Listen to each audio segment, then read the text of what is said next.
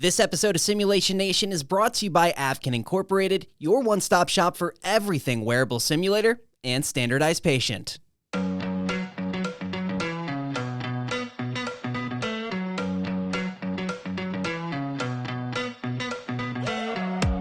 Hello, everybody, and welcome to Simulation Nation. Today, we are talking about topics of DEI inside of healthcare simulation, and we have the two lovely ladies, Crystal Murillo and Kellie Bryant, who are going to join Amy in a conversation of kind of what they've dived into in terms of research, what they have seen inside of simulation, and also just kind of nursing education as a whole, which I think is also really interesting that it kind of expands even beyond just simulation, but it goes more into nursing simulation, you know, in the U.S. as more of a totality. Well, in healthcare in general. Yeah, in healthcare in general. Yeah, and the patient populations that they are working with.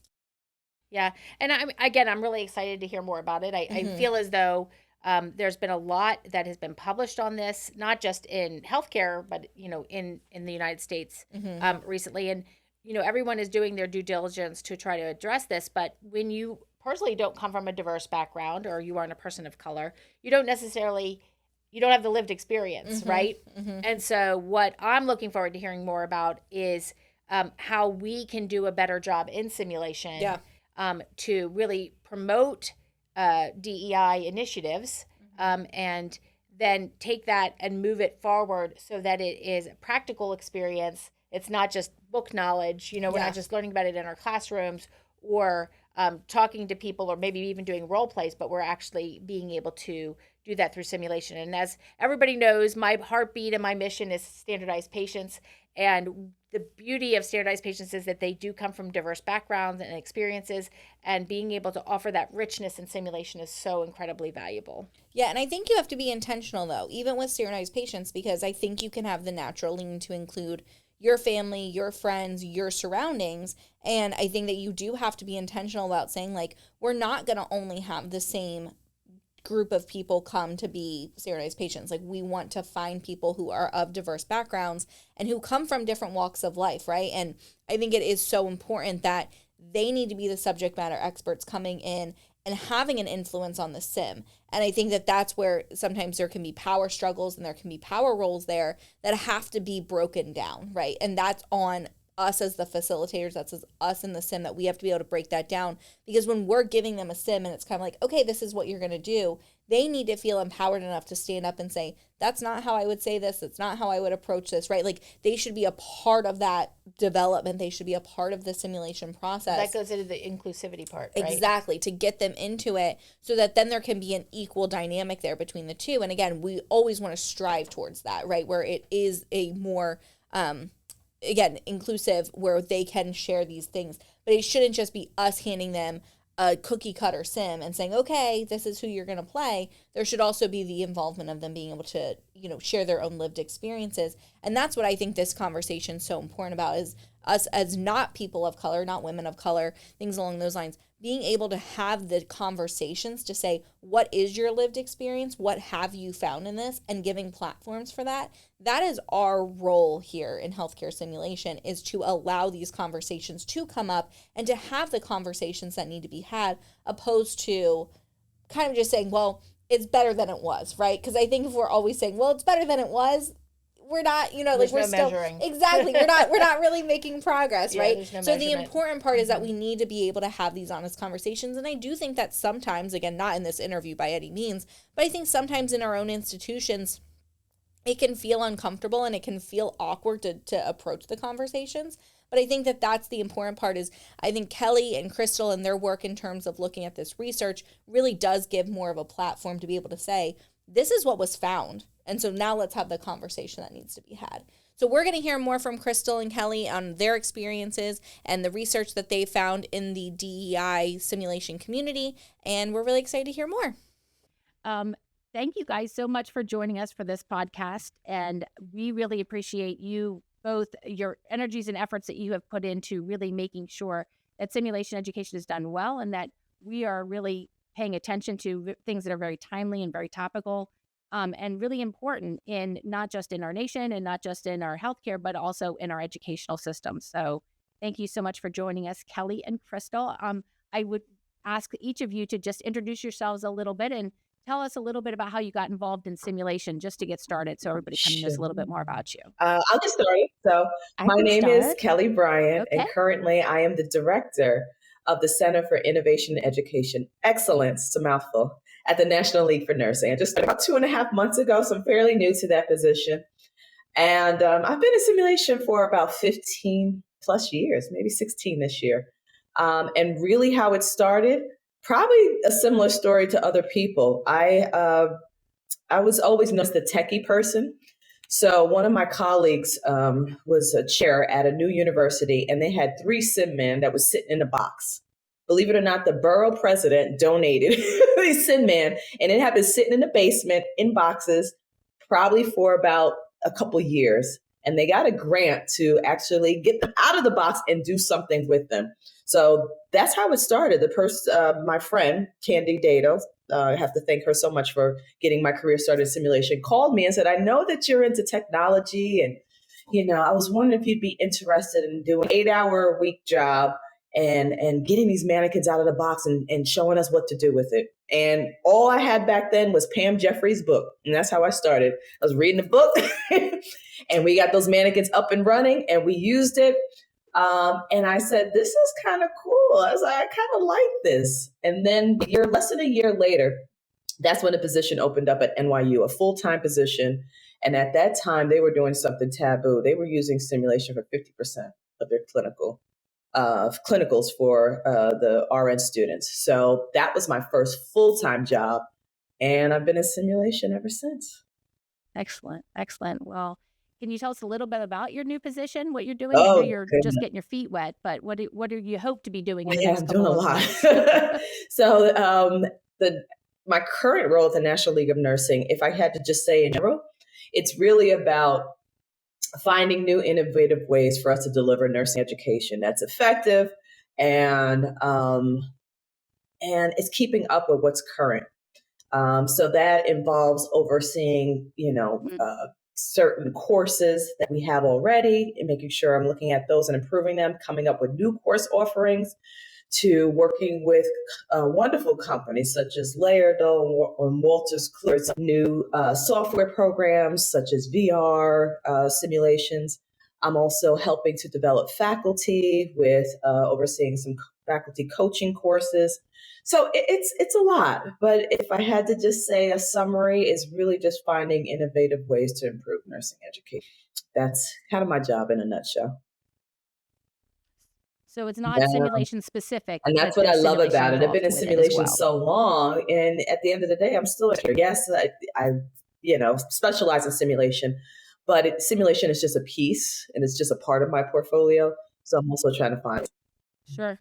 All right, Crystal, your turn. Hello, everyone. So I'm Crystal Murillo, and I also would like to announce that Crystal Graham is me. My name changed. I know there are people who are like, wait, Crystal. So I'm Crystal Graham, formerly now Crystal Murillo. I was the assistant dean of simulation at the University of South Carolina in Columbia. Go Gamecocks. Lady Gamecocks are ruling the world at this point. So yes, I was the assistant dean. I'm also on the tenure track. So I recently stepped down from that role just because administration, those of you who have been in administration know it is all consuming. And so I really needed to step away from all of the administrative aspects of overseeing a very large simulation center.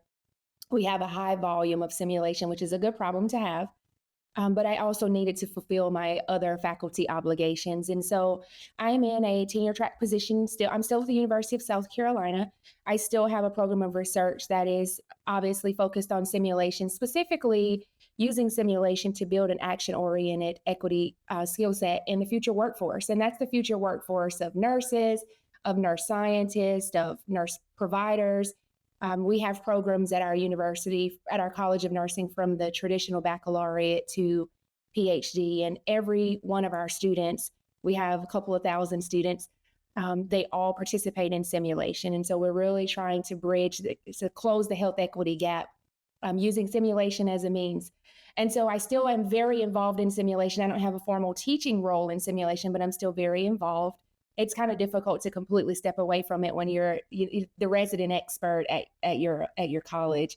And so I'm still very involved, and I love that I am able to really weave simulation into all that I do. So I can teach in simulation, I do research, and my service is in simulation also.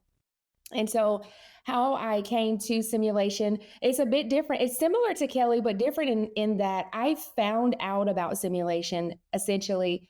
I was in my master's in nursing education program, and I was reading something, and I came across simulation. And this was probably 2009, 2010. And y'all know at that time, we were doing lots of task trainer type simulation in nursing education, but we still had lots more to do. And I found this article, and I fell in love with the idea of, creating these learning experiences in a safe container where they could also immediately reflect on that, identify takeaways, future takeaways, to practice. So I fell in love with the concept before I had ever even seen a full nursing simulation, which was interesting. Somehow, the dean at the regional university at the time, and I have to give a shout out to her, she's remained a friend to me, Ruth Whitman Price. She found out about my interest and passion in just, conceptually simulation. And she asked me, she said, she came from Drexel. Y'all know Drexel does lots of simulation. And she said, I want to build our simulation program. And it basically would be from the ground up. Would you be willing to come and work for me? And I was like, oh, yeah, well, I hadn't even really considered a faculty position prior to that. So that's how I started in simulation. The mannequin was in the box. There was absolutely nothing done. And so I started our simulation program, in the traditional baccalaureate to eventually a health sciences campus. But I was the simulation village. I wrote all of the simulations, facilitated them, did the debriefings. And so my formal position started in 2012 at the regional university. And so I've been involved in simulation since. And I remember those days where you were a one-man show. I think we all started there. You were doing everything from teaching to briefing to fixing it. Yeah, definitely. Yeah. And it's interesting how I'm very involved in simulation across the state. Obviously, there's still one-man shows happening. And I always find that interesting, considering how much we've done in simulation, that there's still some who are on their own. But it takes you back really quick, doesn't it? When you meet those people, you're like, I remember that. I remember being in that position, right? It does. I've had many conversations with folks who want to know, like, can you help me? What do I need to do? How do I have the conversation with my administration to get some help? And that's a really great place to be in, because as Kellie said, and Amy, probably you too, we've all been there. And so we kind of reach back and make sure to bring those along, because it shouldn't be that one person is running, unless you have a very small program. And even then, one person is. But I have to say, I did all the adult health, so I didn't have to do the maternity, and I have run into people that have to do maternity, psych, med surg, all of the components, and I thought, wow, that's a lot to do. But also, I appreciate that experience. I wouldn't want to go back to those days, but you really learned about all aspects of simulation. I was the sim tech manager to the sim technician, the specialist. And understanding all the aspects of simulation and all the roles, I think definitely helped in my role, my last role as assistant dean. So, although it was I agree, Kellie. I agree. I think we've all been operations manager and all those titles that you just named. I think it really helped me to also be able to mentor my simulation team, because I had done it, right? And I think it makes you a great leader when you can say to your team that, if you need to step away, if I have time, I can do this thing, right? And so, it definitely helped. Sort of the humble beginnings definitely mattered. For sure. And I think, as because we were really starting with a whole new modality in our respective institutions, when you're kind of starting with this fledgling educational modality, you are not necessarily going to have all of the bells and whistles. And now that we've got so much research out there and so much support, it does lend ourselves to being able to help advocate for more help for institutions that are that one-man band. And as they grow, they'll be passing the baton on and helping those people. So it's always wonderful to see. So the topic of our podcast today is really focusing on diversity, equity, and inclusion, how that impacts simulation education as well as the simulation industry. And I remember when I was in school in the 80s, learning about Lettinger's sunrise model and how culture does impact health, and really understanding, how potentially, right, culture could potentially impact. But it was a very small portion of my curriculum. Certainly, we didn't have simulation at the time, and it has really blossomed and grown. But from your perceptions, where do you feel as though the language changed from this kind of cultural competence, or the impact of culture on health, to diversity, equity, and inclusion within not just the simulation industry, but in healthcare in general?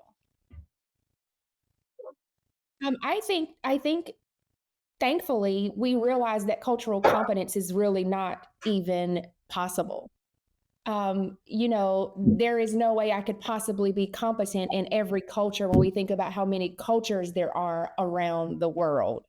And so I think it was a great start, right? I appreciate the start, but I think we quickly realized that cultural competence is not possible. You can't, and competent implies that at the time I'm competent, but if they're not repeated measures of competency, then are you still competent? And so I like the newer term, there's cultural sensitivity, which is much more feasible. But I think Cultural awareness is another one that is definitely more descriptive of probably what is potentially possible, right?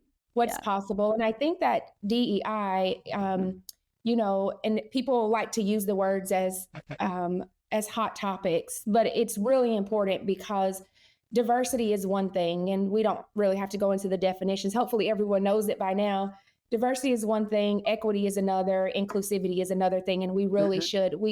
Our standard was diversity at one point, but that's not good enough. We raised the bar to now equity, inclusivity, because it's also about belonging.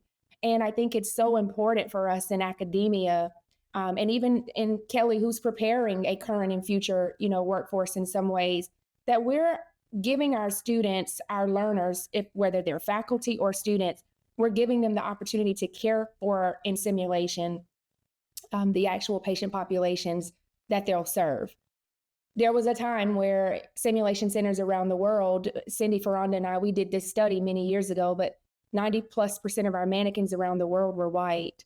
And so we had racial inequity in our mannequins, so products, in our facilitators, in our curriculum. And so DEI is the opportunity to really keep raising the bar to ensure that our simulation experiences reflect the communities that we serve.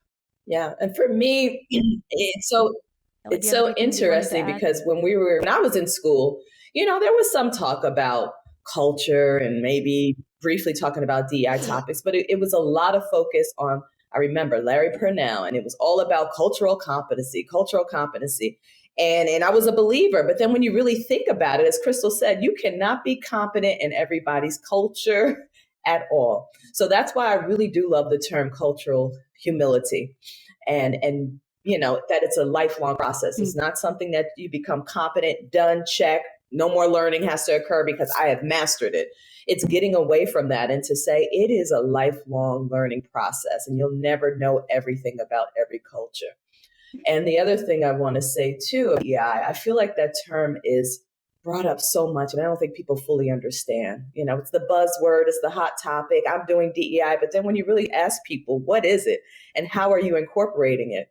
Sometimes I'm not really confident that people understand truly what DEI is, because, I remember hearing this phrase, it's not about just diversity. And I think that's what people do. Well, we're being more diverse in the faculty we hire, the students that we enroll, but it's really a inclusion piece too. It's like inviting people to the party, but then asking them to dance, like making sure that they're incorporated in every aspect of your program. So that's where I think a lot of the work needs to be done. And obviously there's a lot of work that needs to be done in simulation. But it does start with the faculty. It starts with the institution. It starts at looking at all those processes, from the way that we recruit to the way that we admit students. Are we admitting them in a holistic fashion and not just looking at some scores? To, are we making sure that once they admit the students have a great environment where they'll be successful? And then, of course, when it comes to promoting health equity, we can do a great job of that in simulation. And I don't think we're doing enough. Many different ways that we can incorporate it into our simulations, whether it's with an SP, a mannequin, some video vignettes that we create in simulation and having a deep discussion about in debriefing. So I think a lot of people want to do it, but they may not be sure how to. So I do think that there's a need for more resources. There's some great ones out there, but I think there's space for more. Yeah, and I would say, from someone who doesn't come from a very diverse background, sometimes it's a challenge to necessarily make sure that you are representing it well in simulation. And one of the reasons I love to include standardized patients in my educational modalities, and one of the reasons why that's my passion, is because you have the chance to be inclusive.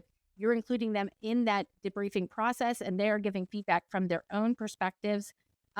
Because I can't offer the perspective of what it would like to be that particular patient or that particular individual. And I think that that's a really rich opportunity, one of many examples, but it is something that made me feel a bit more empowered to feel as though that we were hitting on some of those topics, right? And that we were working on identifying that not everybody comes from the same background, not everybody eats at the same dinner table or goes to the same high school. I can't tell you how many times I said that when I was doing simulation debriefing to help my learners who were a pretty standard, middle class, white, Caucasian background, to have an appreciation for people from different backgrounds, different experiences, and different walks of life. And Crystal, you mentioned the article that was put out by regarding that fact that mannequins were 90% were Caucasian. But really, when you think about high fidelity mannequins at that time, they were also all male. The birthing simulators, I think, were the only female mannequins that I know of. I mean, the nursing ands were, the mid or lower fidelity mannequins, but even there, it was also predominantly a male population. What impact do you think that article had on the simulation industry? Oh, that's a great question. So I will say the work started before that article. In 2015, I published the qualitative study. I wanted to know, because when I walked in the first simulation centers, and my dean was very supportive of my professional development. So I traveled the country just visiting simulation centers for the first, couple of months for my just to learn. And I noticed that all of the mannequins were white. And like you said, even though they said the gender was interchangeable, the shoulders were very broad, it was a weird woman. And so I noticed as a person of color that all of the mannequins were, white. And I felt the lack of representation. I felt sad. I wanted to know, well, what do the students feel? So in 2015, I did a study and I wanted to know, what did the students feel about their experiences in simulation? Like, I didn't introduce bias into it and ask, and the mannequins came up. They felt isolated. They felt discriminated against. They felt the lack of representation. And my dissertation chair at the time, she said, Crystal, when I read your qualitative stuff, I just got goosebumps. It was so powerful. So that study was published in 2015. And so it's been a journey for us to highlight. There have been multiple studies highlighting the racial inequities and gender inequities in the products and facilitators. And so what I think has happened, I know Kelly and Desiree and I, was that last year, Kelly, or the year before, we went to Laerdal Northeastern headquarters, and we talked about this very thing. And so there are vendors, when we are at the simulation conferences now, we see representation in the product, in the facilitators, in the vendors. And so the work has had significant impact.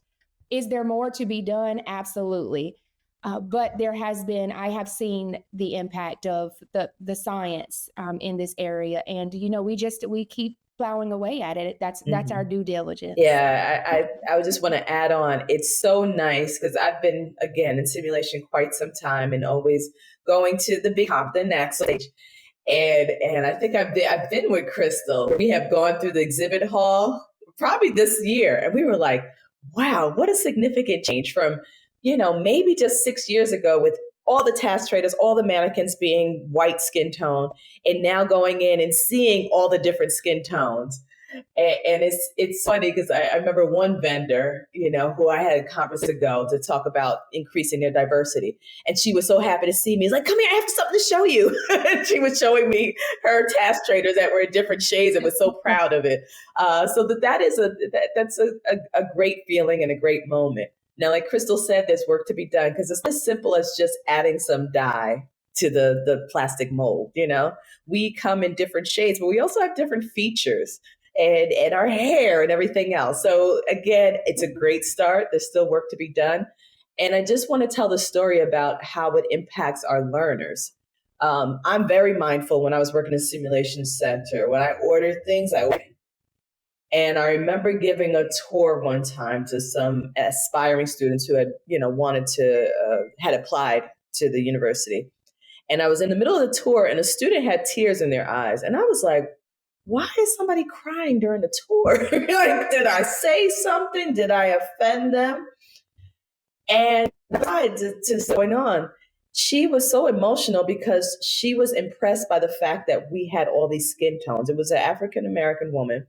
And she said, you really thought about it. Like, this is the first time I've been on a tour where I've actually seen the different shades and different mannequins. And it just got to her. And I was like, wow, I didn't expect that kind of impact just from having task trainers and mannequins of different colors. But it just shows you that the students, our learners, they see that. And that means a lot to them to know that you were given thought and you were mindful and intentional about making sure that your environment that you're creating is representative of all different, skin tones, and you're thinking about inclusion when you make these decisions. So I just want to stress that it is important and people are watching and seeing what we're doing.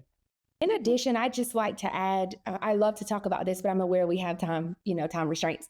I think it's also important in terms of representation in the product. It's also important that there's representation in the curriculum, right? So our students need to be taking care of LGBTQIA+ members. They need to be taking care of what they're actually going to see in practice. And Amy, I want to speak to your comment about if you don't know, you don't know. And that is a fear for so many of our nurse educators. And because if you think about the composition of our profession, it's 90+% white women aged 55 and older. And not that that's a problem, but I think we need to be honest about the fact that many of our faculty don't have the lived experience. And many of them just don't know how to do it. And I think, though, we can't keep using that. We can't keep using that because there's so many resources. And one suggestion that I gave to a small program was to use your SPs, use your community, have them review your scenario and inform the lived experience piece. So write it out with your best intentions as best as you can, and have individuals with that lived experience to review your scenario as content experts, if you will, in terms of the lived experience piece. So there are many ways. You just have to think outside of the box. But in addition to diversifying the product, I think the inclusion piece is where we obviously diversify the product, but also allow our learners to see that we want you to see people that look like you. We want you to take care of people that look like you, whether that means they were in poverty, whether that means they were, their substance use, abuse. Just an accurate reflection of the populations that they will serve is equally important to the representation of the product. Yeah, absolutely. And I also think that it's really important when you're doing simulation that you are representing, as you said, representing the populations that they are going to be interacting with, but also that you are presenting them with simulations that have obstacles, real, true obstacles that these patients are going to face, right? So it's not just, oh, this person's from a low socioeconomic status, so maybe their shoes aren't as, updated or as clean. It's no, they have problems with transportation. They have problems being able to afford their medication. They are being told no at certain healthcare facilities because they don't have the proper insurance or whatever the case may be. But it's taking, the ideas that we all think of from the textbook or from the didactic portions And now let's apply it in real situations and circumstances. So I think, again, I think it's so important to have people from that population reviewing the simulations, providing subject matter expertise. We even had, obviously, while we were doing the pilot, we would even have them there as part of the subject matter experts to review the outcomes of that, because we wanted the nursing students to interact and see how the simulation would go and to have them comment on it. I think Kelly, you were talking about Larry Purnell earlier, and he actually was from the University of Delaware. I took his course Wow. with him teaching it, and I enjoyed it. But the one thing I kept thinking was, so what happens if you have an African American and a Hispanic and they get married and they have children? Now what do you do, right? Because Larry's model kind of puts people in boxes, but people don't go in boxes, right? And so the more we can break those stereotypes and the everybody's this way or whatever, but as you guys have said, it is not one size fits all for any culture, for any population, for any individual, even where they are in their walk of life, what season of life they're in, or what, where they are. So everything changes, and we need to be able to be sensitive to that and aware of it, and allowing our patients to speak to us about that. But I do agree that it's so important that you're including them as part of the team, with development and even with quality assurance. Yeah. I think it's also important. So race and ethnicity, obviously, if we think about racial and ethnic healthcare disparities, the numbers are increasing. But I think it's also important that our students have the opportunity to take care of patients. Like you said, Amy, if we think about the social determinants of health, right? You have a patient who's being discharged, for example, we're very biomedically focused. So our students take care of diabetes. They walk through what the textbook says to do. But what about your patient who has diabetes and is prescribed insulin injection at home and they're homeless? Our students need to be able to intervene. They need to be able to say, wait, stop, this is a problem. So simulation is an opportunity for us to provide those with the experience. And this is kind of how my research relates to build an action-oriented equity skill set. Like, they need to actually have the skill to intervene and advocate when they have patients who are negatively impacted by the social determinants of health. So it's not just giving them the knowledge it's extending that knowledge and translating it to change in their behavior. There's a skill set that they take away as it relates to health And equity. I think that's so important too, because number one, we have to make sure that we're teaching our students about the social determinants of health on patient health outcomes. Because when I was in school, I tell the story all the time. A professor said to me, if you ever have a test question and it says which population is most at risk for any disease, always pick Black. And I really thought it was about melanin in my skin, and my skin tone is genetic. And later on, and that I realized it has nothing to do. A majority of our health is associated with social determinants of health. And we don't talk about it. We don't teach that. And we need to make sure we're including that, both, also having our students assess the patients for that.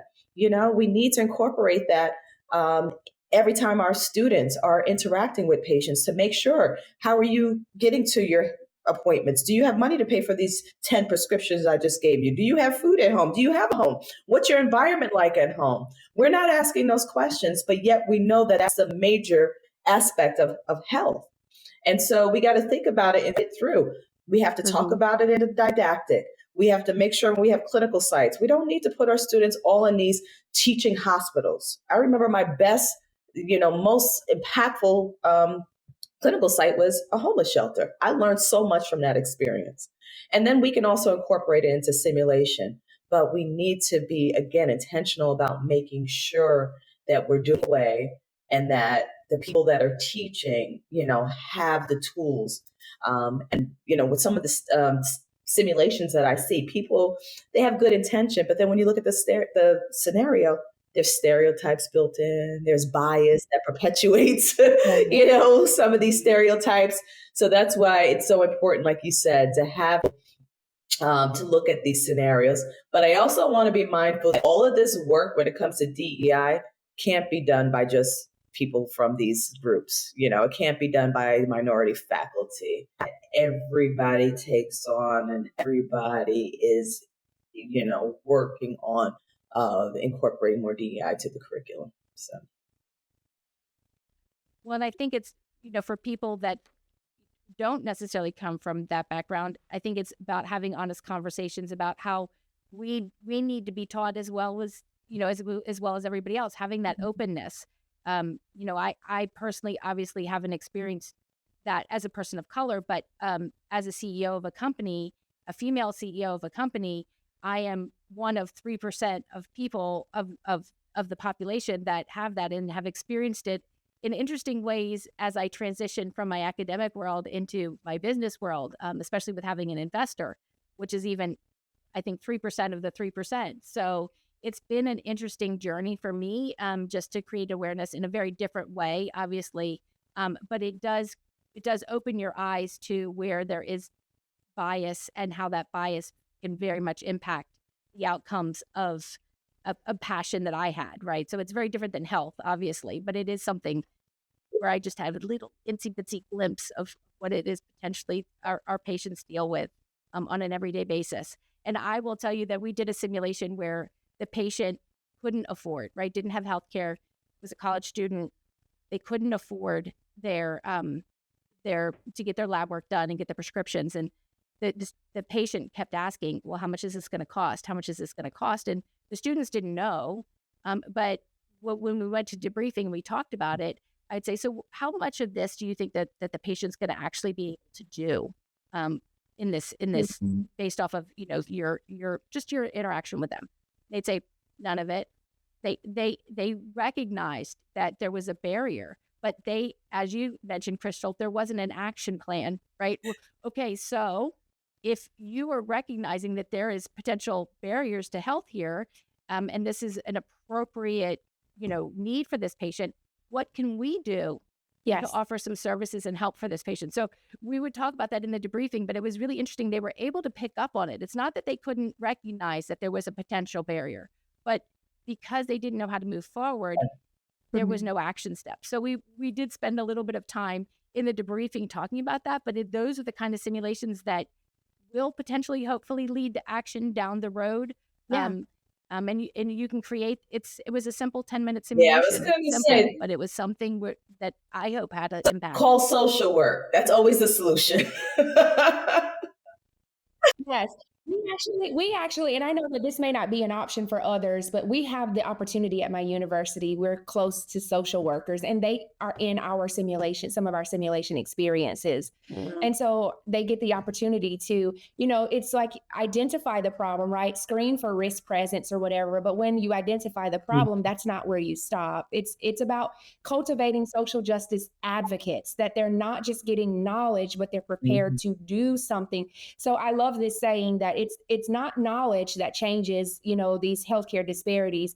It's not knowing how, it's knowing how to do something about it that actually will move the needle in terms of these disparities. And I think though well-intended, perhaps we're giving our students in some instances the knowledge, but then like you said, Amy, they don't know what to do with that. And so we've got to prepare them for the what's next. And that's the advocacy piece. That's the action and advocacy piece. Yeah. Absolutely. And hopefully we're doing a better job, but I know we still have a long way to go. So you guys have done, you did the systematic review on the use of racial and ethnic healthcare disparities in simulation. So what I would like to hear from you is, based off of that review or based off of your personal experiences, what have you seen of some really unique or amazing approaches that people have done to make sure that we are having honest conversations? Well, Kelly and I are smiling when you mentioned the review because it took us quite a while to get that review done. A phenomenal team of us, in simulation. Not all of us were in simulation, but it took us a while to get that review done. But I think that idea came to fruition, Kelly. We were sitting at a conference, or we were sitting somewhere, as we do, and we talked about like, what work do we need to do next?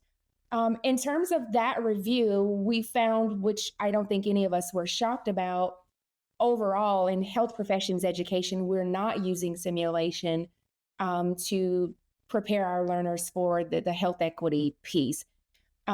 There obviously were some studies. I can't remember what our final sample was, but it was very low when you think about, we used not just nursing, but health professions education.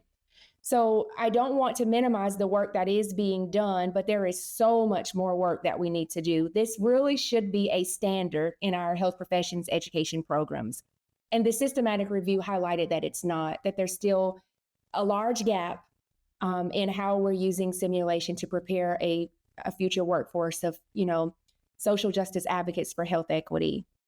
I know there are some amazing things happening, and I think we just need to keep working, work harder, be more intentional. And it's really challenging right now because it feels to me like DEI in our higher education institutions is under attack.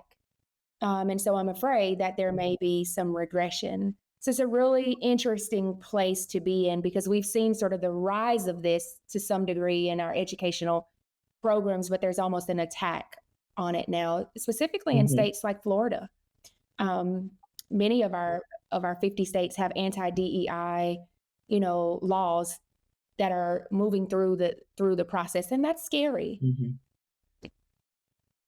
So the future is uncertain in terms of, what this looks like going forward. Yeah, and I agree with Chris, though. There's a war on DEI, and I'm really worried because, after George Floyd, for me, I know that there was this increase, demand for, we have to have more DEI. And, schools were getting consultants. They were finding experts to come in to teach everyone from the staff to the faculty. There was a great, push to incorporate more DEI, but then as with anything else, started to fall off. And now I think we're in a really bad time because now we can't even talk about the word. We can't use student, demographics in regards to recruitment and admission. A lot of places that had DEI officers or DEI deans, those jobs are no longer exist. And it's sad because, if we don't have someone who can really keep it on the forefront and make sure we're always thinking about it, if that person disappears, what's going to happen? And then we're talking about the big goal of diversifying the nursing workforce, but yet we have now this, all these policies in place where it's going to be even harder for students, diverse students, to enter nursing school because of these recent laws. So it's a scary time. And I think that, although there have been some efforts, I do feel like we might be going backwards a little bit. But I am proud of the institutions that are still moving forward and it's still, making sure that we're talking about DEI, that are still making sure that their faculty have all kind of DEI workshops and making sure they incorporate in the curriculum. And there's websites out there that are sharing, scenarios because a lot of people are like, I want to do it, but I don't know how. So there are resources out there that people can go to that are so, again, I think there's more work to be done. And we need to also be social justice advocates. We need to, make sure that we're going out to vote and making sure we're voting for people who are not going to attack, these DEI initiatives. So a lot of it comes from us also. So we're teaching our students to be advocates. We also have to be advocates as faculty. Yeah. I love that, Kelly. I think it's our social mission as nurses, right? That is our social mission to ensure that we are delivering quality healthcare. And quality includes race matters. Quality includes gender matters. Quality includes socioeconomic status matters. So it is our social mission as nurses. We should all, none of us should need convincing of, quality healthcare for all. Sure. Absolutely. And access to, to resources that are going to, again, as a society, there's no question that that's what we need to be doing to support, to support our community. And not even just that, but building their health literacy. And so it's not just access to care, but it's also awareness and support to get the services that they need in a way that they would consume them and that would work best for them. Right. And that's why I love simulation so much. There is such an opportunity, and because you don't really get to determine the clinical day, right? What you get is what you get. What's there is what you get. In simulation, we get the opportunity to create the learning experience, and so there's such an opportunity for us to use simulation to do all of the things that we're talking about. Yeah. And as we developed Avkin and we were developing our wearable simulators, having diverse skin tones was really important because you did want to be able to have other, all races represented, and people could represent themselves with their own facial structures and their own hair and all of those things that you all mentioned. So it is definitely something that has been on my heart to make sure that we are being as inclusive as possible as far as the skin tones. And we've had comments that people really love our skin tones. We spent a lot of time getting feedback about the different tones to make sure that they were representative and that it was something that people felt as though when they put that on that it represented their skin tone. So again, I do have to say that is something that has been exciting for us. Yeah. Crystal, can you talk a little bit more about the University of South Carolina, because they really recognized this need and modified their curriculum to some degree? I'm not really sure exactly what it was, but it does sound to me as though there's been some intentionality there. So could you help us understand that a little bit more? Absolutely. So it really has been my privilege to lead, be a part of the leadership in some of these initiatives specific to social determinants of health. So I would say to any organization, the first thing to do is you have to set your intention to do this work, or it gets lost in someone's, So we actually included social determinants of health as a part of our strategic plan, as a part of our mission. So it really starts there, because then we're held accountable. We're held accountable to it, right? And so then we started small. I actually received a HRSA grant. I was one of the first cohort to receive the one of 5. We were at the University of South Carolina, and it focused on incorporating the social determinants of health using simulation. And when we talk about the social determinants of health, we often relegate that to the community, but we also need to focus on it in the acute inpatient experience. And so we have, over the last couple of years, integrated social determinants of health through all of our programs, both the knowledge and experiential learning. So they're not all doing face-to-face with a mannequin or an SP.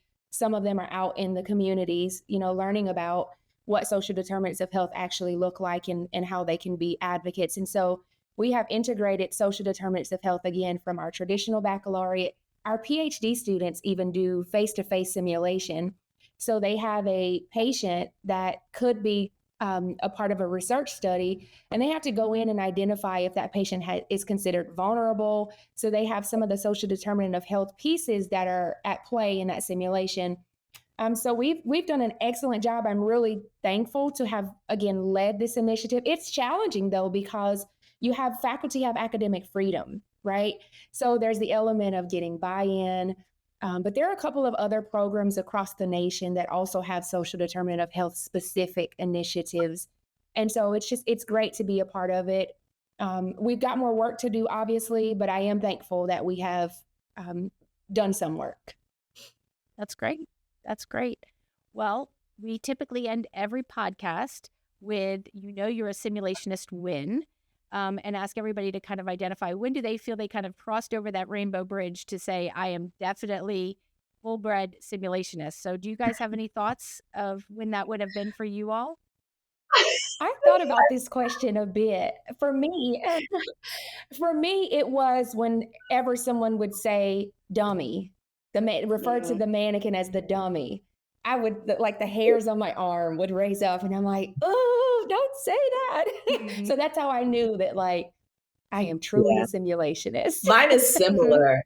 Okay, it makes a lot of sense. Yeah, mine took of the mannequins as my family. I take it very serious. Like, number one, like Crystal said, if somebody calls them a dummy, I'm highly offended. But I remember, too, giving a tour, and I think it was at night, and somebody walked in the room, and you have the room with this, like, 6 mannequins. And somebody turned to me like, this is spooky. This doesn't scare you when you walk in the room by yourself. I said, oh, no, this is my family. That's super. And I knew, too, when I walk in the room and I'll see, like, for example, my birthing mannequin with her hair a mess. And I'm like, oh, no. And I take my brush, I make sure she looks good and fix her hair. That's when I knew. I was like, wait a minute. I'm really attached to these mannequins.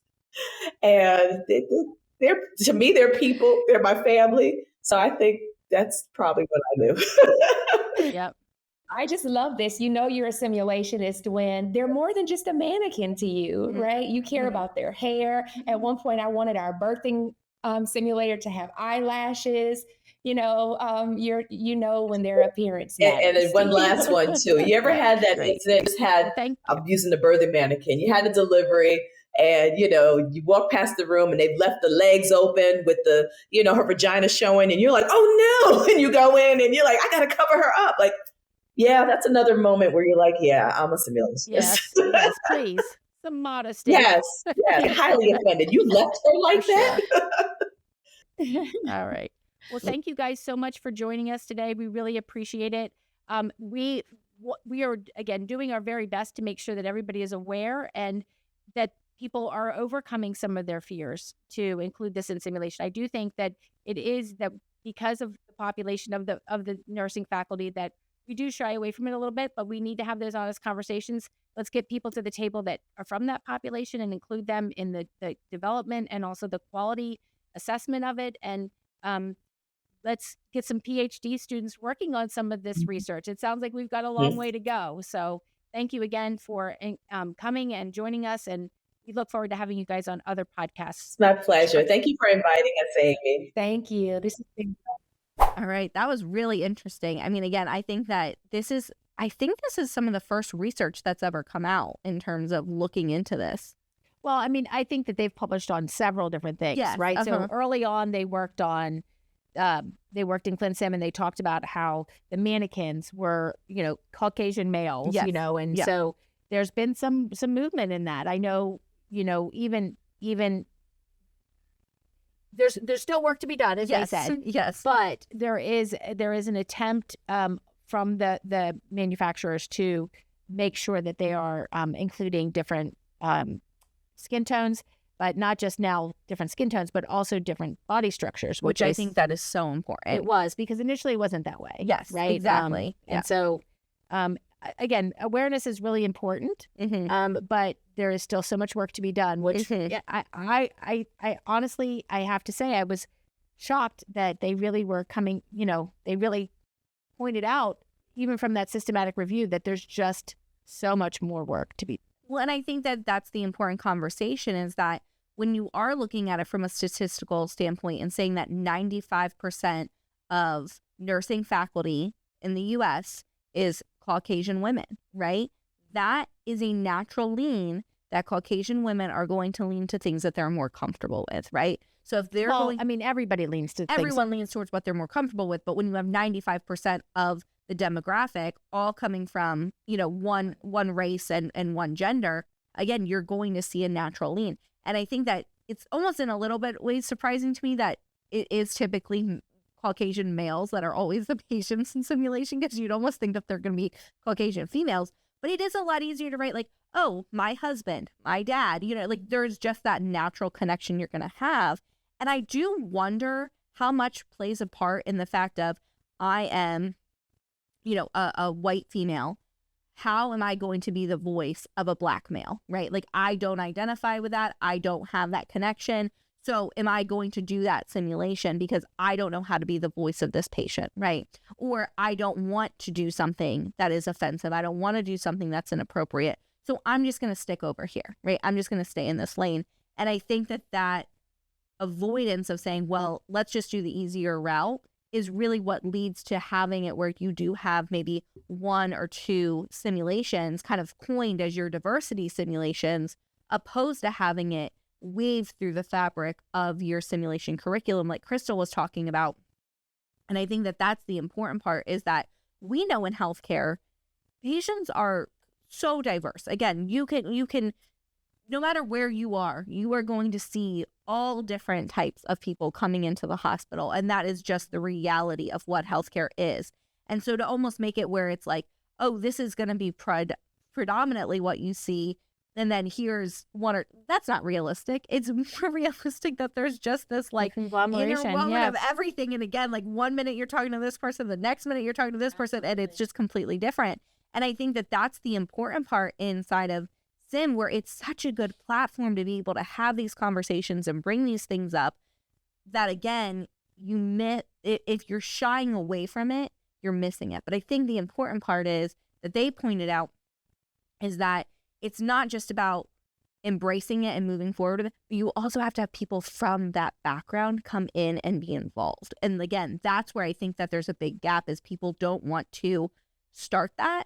So then it just doesn't happen. But if they started those, I really think that they're, like, we've seen it with SPs that we've had, they're more than happy to share their life experiences and say, sure, I'll review your simulations. I'll look over your character descriptions. I'll, like, I can give input to all of these things and be involved in that conversation. It's just finding the right people. And I think sometimes because that feels intimidating, we just steer clear of it, right? And we just use the mannequins and kind of go to that. Yeah, but I would say, again, the beauty from our experience was, one, we did very early on have medical anthropology involved in writing our simulations. And they worked really hard to make sure that we were not furthering any stereotypes.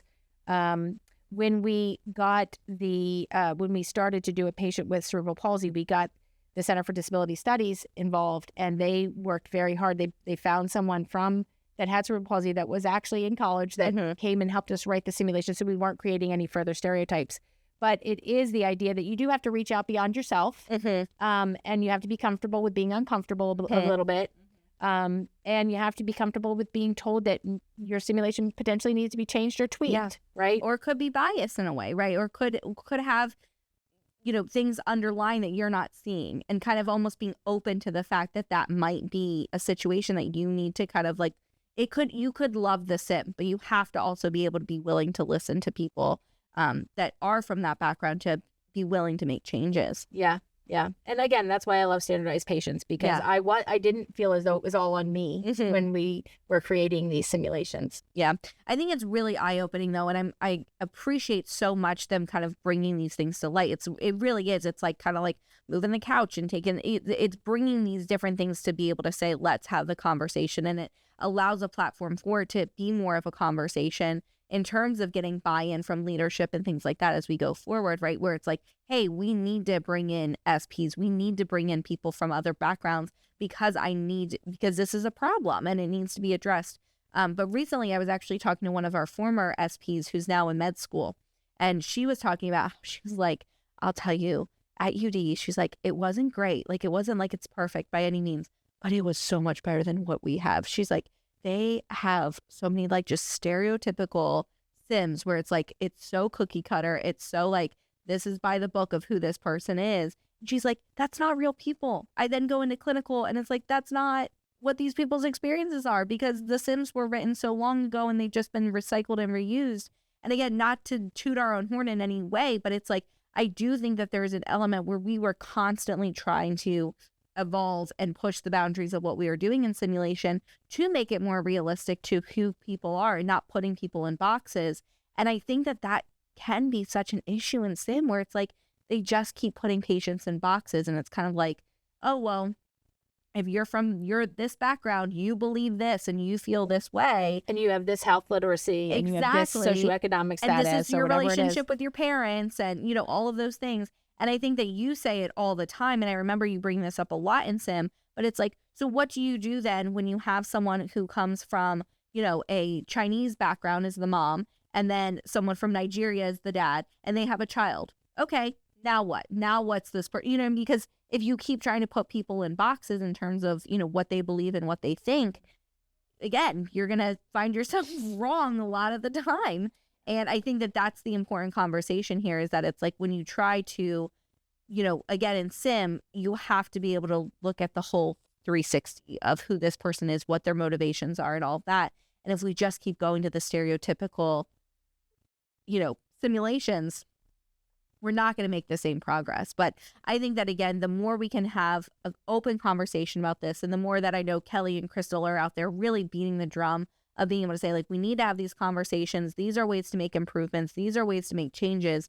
Again, I think that we can see a lot of change, but I think that what my call to the simulation community would be is be open to hearing these conversations, right? Be open to the conversations that are happening. Take a look, take a step back, and I think what you said was perfect, but it's like, be okay with being uncomfortable. Be okay with the fact that you're going to have these conversations that may not feel, again, like the easiest to have, but they need to be had. And again, it's only going to make us better in the long run. And again, I just really appreciate the conversation. And I think it's so interesting. Like, again, I feel like I could talk about this all day, but I just find it so fascinating to really dive deeper into that because, again, simulation is the perfect platform for these conversations and for these situations and all that. Let's use it to its capacity, right? And I will say, going back to what you were talking about just earlier in this, it's so important as an educator. You were talking about having people from that background give comments, but inviting those comments, right? Because if they don't feel empowered to make those comments, or they don't feel as though they have the ability to make a change, either they're going to just go away quietly, or they are going to, it's going to continue, whatever that is a potential concern on their part is just going to continue to be perpetuated because the voice hasn't been had. So we need to invite those conversations and open the books and say, is there a change that needs to be made? I had to do it on multiple occasions. And I think that it's okay. It's okay with being, with making some modifications to make sure that we are being sensitive. I think their comment about the fact that cultural competence is not actually ever achieved. And that we have humility, and awareness, and sensitivity, but not necessarily that we have never arrived. Because if you think you've arrived, you got to start all over again. You have it. Yeah. No, and I think that's the most important part, right? Is I do think that there's this facade of cultural competency that happens a lot in the nursing world or in the simulation world where it's like, I took the course, I got the badge. You checked the box, you did it. And so then there's this false sense of, okay, you're now culturally competent. But again, the goal of all of this is just that it's going into things being open-minded, wanting to learn from others and wanting to, lean into the uncomfortable conversations so that there can be movement forward, right? And I think that that's the most important part is that, I hear it a lot, but it's like, those are our cultural competency sims. And it's just like, I think Crystal just nailed it when she said, it's a part of our mission. It's woven through the fabric of our simulation curriculum. And that's where I think that all of us need to start striving towards. And again, the more that we can be listening, learning, and hearing the data that's coming out of this research, the more that we're going to be able to do better in terms of integrating this into the fabric of the simulations. And I do think that that is just the fundamental place to start that I know I've done a lot of work on in terms of talking to people about, where it's like, you shouldn't just have your diversity sims over here in a box.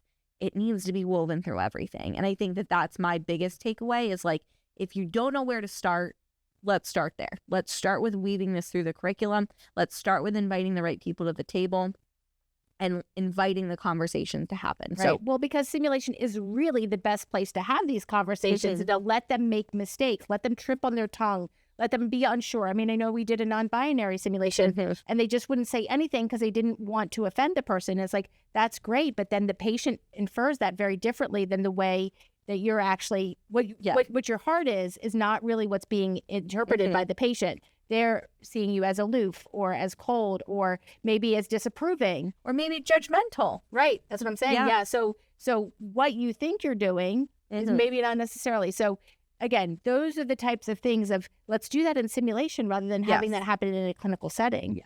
Because maybe in clinical setting that non-binary patient will say something, maybe they won't.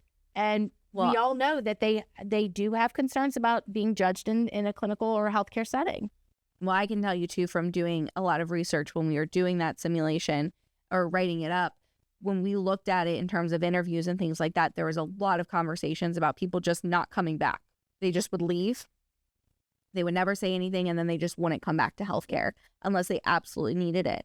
And one comment just in terms of that, I think that I hear a lot is, well, I don't have diversity around me. Right, I have a lot of white people in my town, in my area.